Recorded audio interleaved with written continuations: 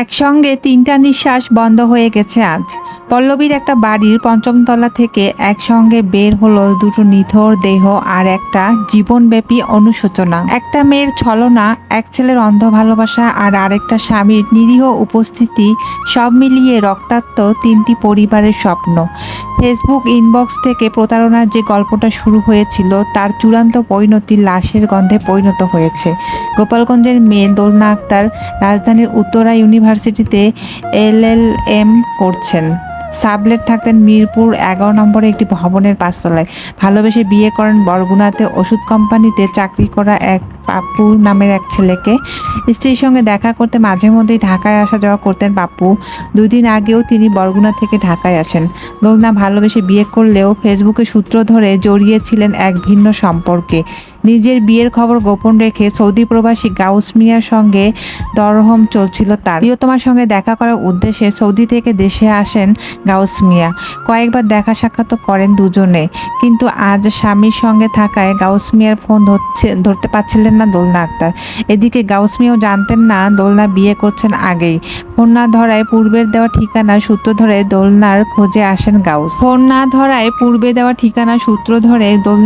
আসেন গাউস মিয়া। এদিকে সকালে বাসার বাইরে একটি খাবার হোটেলে নাস্তা করতে গিয়েছিলেন দোলনা ও তার স্বামী পাপ্পু। গাউস মিয়া তাদের দুজনকে একসঙ্গে দেখে অনুসরণ করতে থাকে। দোলনা ও পাপ্পুকে একসঙ্গে বাসায় উঠতেও দেখেন তিনি। বিষয়টির খোঁজ করতে গিয়ে জানতে পারেন দোলনা আগেই বিয়ে করেছেন। এতে ক্ষিপ্ত হয়ে বাসা থেকে 2টি ছুরি নিয়ে দোলনার বাসায় যান গাউস। পরে দোলনা ও তার স্বামী পাপ্পুকে কুপিয়ে হত্যা করেন। 1 কাপ চায়ের মতো ভালোবাসা যখন ঠান্ডা হয় তখন তা বিষ হয়ে ওঠে। সেই বিষয় উগরে দিলেন গাউস মিয়া। যদিও ভালোবাসা কখনো খুন করতে শেখায় না, একটা মিথ্যা সম্পর্ক আর ছলনাকলায় 3টা পরিবার আজ বোবা। এই ঘটনা কেবল প্রেম ঘটিত নয়, এটা সততার অভাব, আবেগের অন্ধত্ব আর সম্পর্কের দায়িত্বশূন্যতার এক রক্তমাখা দলিল। বাংলাদেশের প্রেক্ষাপটে মরণাস্ত্রের চেয়েও ভয়ঙ্কর হয়ে উঠেছে পরকীয়া। যেমন এখন ফেসবুক, তারপর টিকটক, ইনস্টাগ্রাম, সবখানেই একটা মেয়ে ডিভোর্সের ব্যাপার চাউর হয়ে উঠেছে। মেয়েটা অনেক পর্দা করে, খুব ভালো দেখতে, তার একটা বাচ্চা হয়েছে রিসেন্টলি, একটা মেয়ে বাচ্চা ছোট।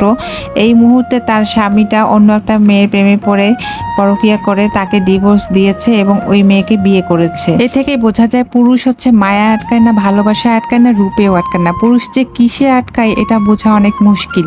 যেমন প্রিন্সেস ডায়নারও কিন্তু স্বামীর পরকীয়ায় লিপ্ত হয়ে গিয়েছিল, অথচ প্রিন্সেস ডায়না কিন্তু বিশ্বের 1 নম্বর সুন্দরী ছিল। সেটা সত্ত্বেও কিন্তু তার হাজবেন্ড পরকীয়ায় লিপ্ত হয়ে গেছে। একজন সঠিক পুরুষ কখনোই তার স্ত্রীর সাথে কথা না বলে থাকতে পারবে না, যদি সে স্ত্রীকে ভালোবাসে সত্যি সত্যি। আর যে পুরুষ ইচ্ছে করে স্ত্রীর সঙ্গে কথা বলতে চায় না বা কর্মব্যস্ততা ছাড়া নিজের ইচ্ছে মতো 1-2 দিন পরপর যোগাযোগ করে, তাহলে মনে করবেন সে পুরুষ কখনোই স্ত্রীকে সত্যিকারের ভালোবাসে না। ভালোবাসা তো সেটাই যেখানে সময়ের সাথে সাথে একে অপরের প্রতি কখনো গুরুত্ব কমে যাবে না, বরং যত সময় যায় তত দুজনের বোঝাপড়া বাড়ে আর সম্পর্ক অনেক মজবুত হয়। তাই কারোর হাত ধরার আগেই চিন্তা করে নেবেন হাতটা ধরে রাখতে পারবেন কিনা। কয়েক মাস গেলেই ভালোবাসা, ভালো লাগা কমে যাবে এমন সম্ভাবনা থাকলে কারোর হাত ধরার প্রয়োজন নেই আমি মনে করি। সময়ের সাথে মানুষ বদলায়, তার মানে এই নয় যে সময়ের সাথে হাতের মুঠোয় ধরে রাখা হাতটাও বদলে ফেলতে হবে। খেলনা ফেলে দেয়া যায়, নতুন করে কেনা যায়, মানুষ ওরকম না। জীবন সুন্দর যদি মানুষটা সঠিক মানুষ হয়। প্রিয় স্বামী, আমি আপনার সাথে বৃদ্ধ বয়স পর্যন্ত একসাথে থাকবো। মৃত্যু ছাড়া এই হাত কখনো আলাদা হবে না, কথা দিচ্ছি।